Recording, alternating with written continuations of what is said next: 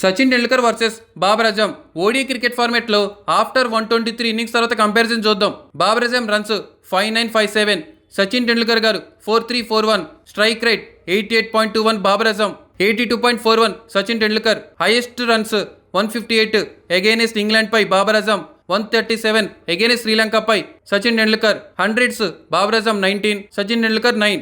50s Babar Azam 34, Sachin Tendulkar 27. 4లు Babar Azam 545, Sachin Tendulkar 431. 6s Babar Azam 61, Sachin Tendulkar 44. Average 56.73 Babur అజమ్ది, Sachin Tendulkar గారిది 40.57.